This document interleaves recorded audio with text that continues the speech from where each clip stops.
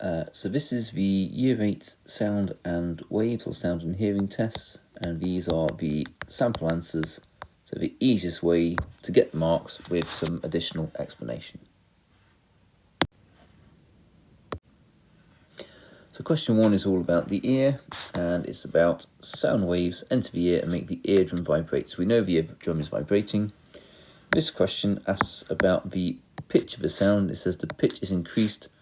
What difference does this make to the way the eardrum vibrates? So pitch, of course, is related to frequency, which is the number of vibrations every second. So this simply means it will have more vibrations every second. You could also get away with saying it vibrates quickly or more rapidly. That would be okay. You could also say it has a higher frequency. They would both be okay for the first mark. Okay, part B, how the sound is made louder. What difference will this make? So the louder sound means it's carrying more energy, so there'll be bigger vibrations. So that's all we can put ready for that one.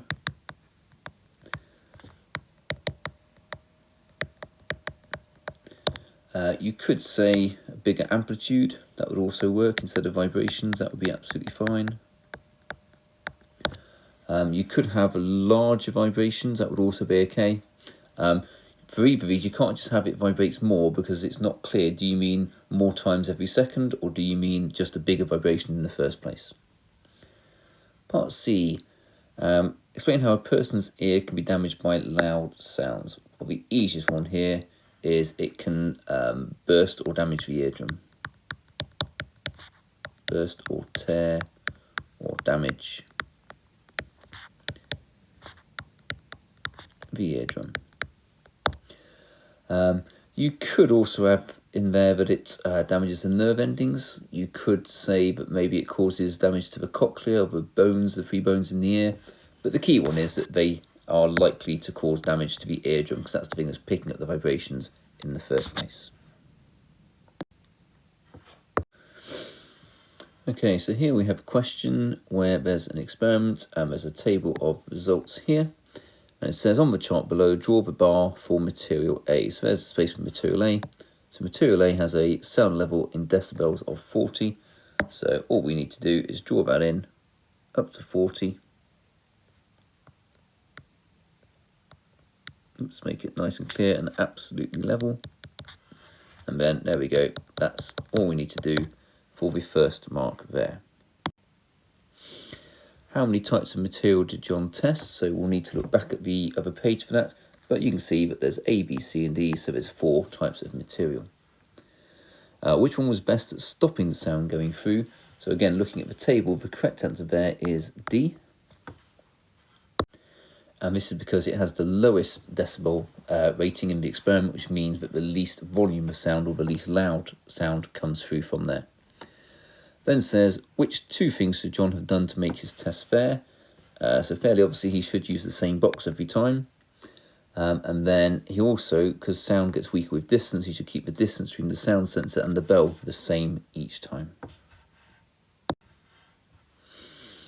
So question 3, does sound travel fastest through solids, liquids or gases? So what we can do here, we can look at the table and we can see that if it is a solid, that it's got a really high speed. If it's a gas, it's a low speed. It's a liquid, it seems to be somewhere in between. Now, these are different materials, so there may be some overlaps, but look, we've got steel here, another solid, really high speed, another liquid in the low, sort of middle speeds, and there's another gas, that's a very low speed.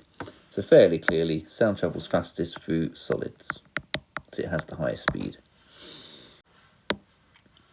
So the next question talks about sound travelling through air, and it says air is mostly nitrogen and oxygen. So if we look at the table, we've got nitrogen and oxygen here. So it says use the information in the table to suggest the speed of sound in a mixture of nitrogen and oxygen. So the easiest thing to do is look at the 2 values. If it was just in oxygen, it would be 332. If it was just nitrogen, it would be 354. But being a mixture, it's going to be somewhere in between the 2. So about halfway between those 2 would be around about 333, maybe up to 353. Anywhere in that range would be absolutely fine, as long as the value is between the 2. So best answer is probably around about 340. It's probably the best answer for that one. Tom and Zoe make a string telephone. They use 2 empty tin cans joined by a piece of string. They are 5 meters apart.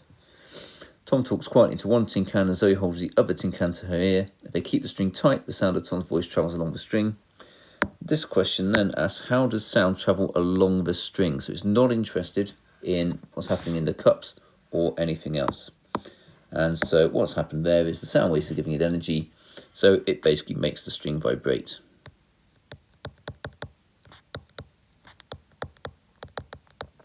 Or the string particles vibrate would also be fine, but you've got to have that word vibrate in there somewhere. How does the tin can at Zoe's end make a sound? And again, it's going to vibrate, but what happens there is the tin can, so it's the air in the can vibrates. So you have to be a bit more careful with that one there. Question 4. We've got a musical instrument with 2 strings, and Aftel plays the dotar very quietly. What must he do to make the strings louder? Well, louder, we want a bigger vibration, so pluck them harder. Pluck or play the strings harder. It needs to have a bigger vibration in order to make the sound louder. It makes the strings tighter so they vibrate more quickly. So there's going to be a higher frequency. How does this affect the sound produced by the string? So a higher frequency is the same as a higher pitch. So it's going to be higher pitch.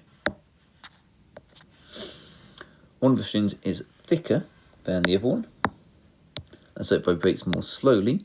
So slower vibrations mean less vibrations every second. That means a lower pitch or a lower frequency. And again, it's asking how it affects the sound. So it would be a lower pitch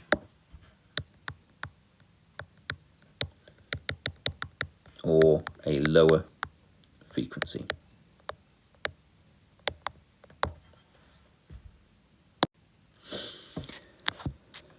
So here we have some oscilloscope patterns shown by the 4 sounds. So we've got A, B, C, and D. And the first question asks, how does the sound shown in trace A differ from the sound in trace B? So we're just comparing A and B here.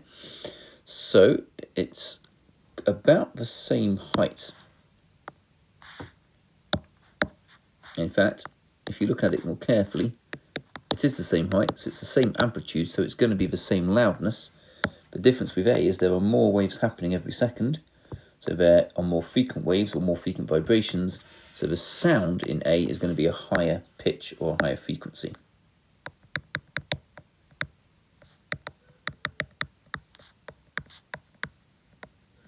And they've already said we're talking about A compared to B here, so that's implied in our answer. To be safe, I suppose we could go sound A has a higher pitch or frequency, and that way it makes it really clear that we know which one we're talking about. And then the next question asks us about how the sound in trace A differs from the sound in trace C. So now we're comparing A and C instead, and this time what we can see is there's the same number of waves across the screen, so the same frequency of waves every second, so the pitch or the frequency hasn't changed, but sound C has a much smaller amplitude, so it's going to be a quieter sound. So it says, how does sound A differ? So what we can put is sound A is a louder sound than C. Or you could put sound C as a quieter sound than A, that would also make sense. So question 5 is also about the ear, and it says, what do our eardrums do when sound waves reach them? Well, they vibrate. Not really anything else you can put for that one. Sometimes a lot of wax is produced in the ear. The wax rests against the eardrum. So it's not just wax kind of stuck in over here, it's wax actually resting against the eardrum over there. Why can we cannot hear very well when our ears contain a lot of wax? So it's going to reduce the vibration of the eardrum.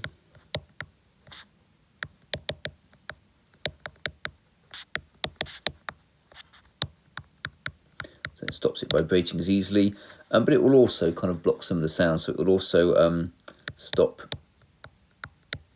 some sound waves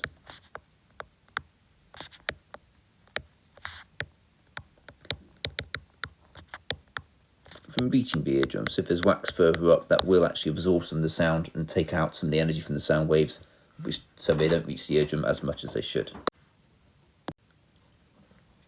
Part B, we've got a table showing the lowest and highest frequencies that 5 living things can hear. And then it says in the question, which 3 living things cannot hear a frequency of 43,000? So which 3 things can't hear above 43? So humans obviously can't, sparrows can't, dogs can, because 45,000 is above 43, cats can, rabbits just can't. So the 3 things you need, all 3 correct: humans, sparrows, and rabbits are the 3 things that can't hear a frequency of 43,000. And then the next question says, choose from the table the living thing. So again, from the table, we can hear the biggest range of frequencies. So there we need to look at what the range is. So human goes from 20 to 20,000, so that's a range of 18,000. The sparrow is obviously going to be less than that because it's going from 300 to the same 20,000, so that's going to be less, so you don't have to bother working that out. The dog goes from 20 to 45,000, so that's going to be 44,800, that's a big range. The cat goes from the same 20 to an even higher 64,000, that's going to be bigger than the dogs. And then this one goes from 300 to 42,000, so it's going to be 41,700, so that's going to be less. So the biggest one is obviously the cat.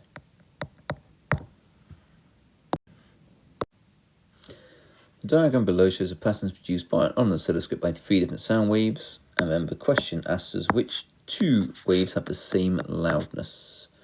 And then how do we know? So the same loudness is all about the amplitude, so the same height here is going to be A and C. So they're the 2 we need to put, A and C, but to get the mark we need to say Y. Easiest way, the amplitudes are the same.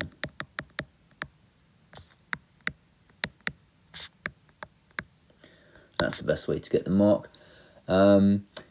If you were to say that they have the same height, that would probably just about be okay. They are equally tall away from the centre would also be okay, but easiest way to say it is just to say the amplitudes are the same. Next one is which 2 have the same pitch. So this is the same frequency. So looking at those, A is quite a low frequency, there's not many waves there. B and C have the same number of waves across the screen, same frequency, same pitch. So therefore it is going to be B and C. And how do we know? I would just put they have the same frequency of waves shown. Or you could put that there are the same number of waves across the screen. That would also work. Shuli is listening to a sound that produces the pattern below. Describe how the sound that Shuli hears changes between X and Y. So from X to Y, how is the sound changing? So again, looking at it, the height hasn't changed, so it's not getting any louder or quieter, but the waves are getting closer together, so the pitch or the frequency is increasing. Frequency or pitch is getting higher as it goes from X to Y. So it starts off as a fairly low sound and gets higher as we go along. The table shows the maximum time a person can listen to music at different sound levels without damage to the ear. Estimate. So when it says estimate, it means there'll be information there you can use to try and work it out. The maximum time a person can listen to a sound of 87 decibels. So there's 86 and there's 88. So it's going to be halfway between the 2. Because 87 is halfway between 86 and 88. So it's going to be halfway between 8 and 4. So halfway between those 2 is 6 hours.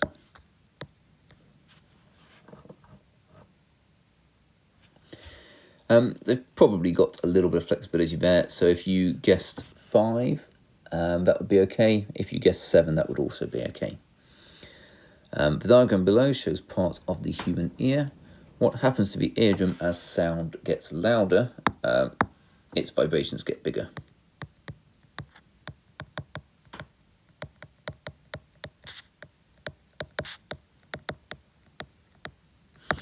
I suppose you could put eventually it may burst. That would also be fine. Question 7. We have 3 pupils here. To part investigation, all 3 are stood the same distance from the explosion. So Sylvia's wearing a blindfold, Paul's wearing ear defenders, and James is wearing a blindfold and ear defenders, and he just feels the vibrations through the ground. The explosion produced sound and light at the same time. The table shows the speed of sound in 2 different materials, so through the air and through a solid. So the sound is obviously faster through the solid. Use all the information above to answer the question below. In which order would they notice the explosion? So obviously it's going to travel much quicker by light, so the person who's going to notice it first is the person who can see it, so that's going to be Paul.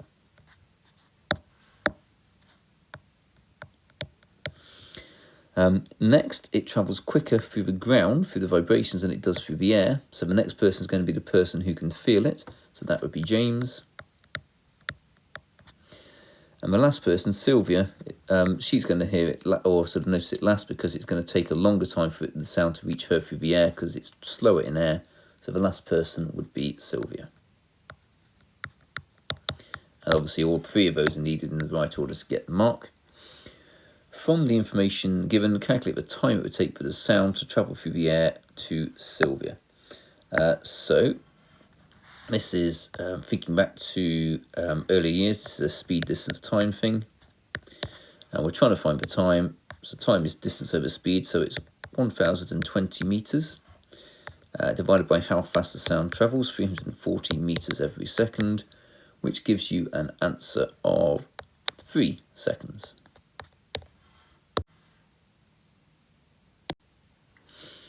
Another pupil stood 2,000 meters away from the explosion. The sound heard by NASA was quieter than the sound heard by Sylvia. The further the sound travels, the quieter it becomes. Give the reason for this. So really, the sound energy is spreading out as it travels further. Or the sound is spreading out would also be fine.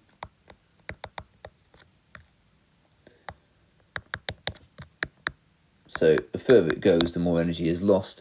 You could also argue that some of the sound is absorbed by the air, so that would actually also be a valid answer there, although not the best answer. The oscilloscope traced below represents the sound Sylvia heard. The sound Nash heard was quieter, but the pitch was the same. Draw the trace to show the sound. So if the pitch is the same, that means it's going to be exactly the same number of waves in the diagram, because the pitch hasn't altered. So we're going to have that point there, it's going to cross here, it's going to cross there, it's going to cross here, it's going to cross there. But if it's quieter, it won't be as big.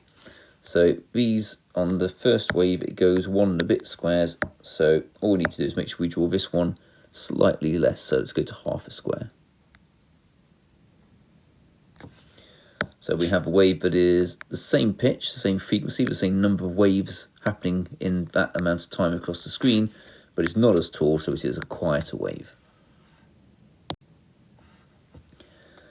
Ultrasounds are very high frequency sound waves. They cannot be heard by humans. They can be used to clean jewellery. The jewellery is put into a container of cleaning fluid.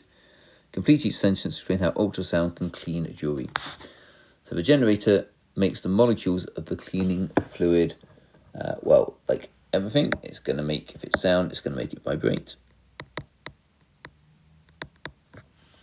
The molecules, not particles of, so we're using it to clean, so dirt, grit, anything like that would be absolutely fine.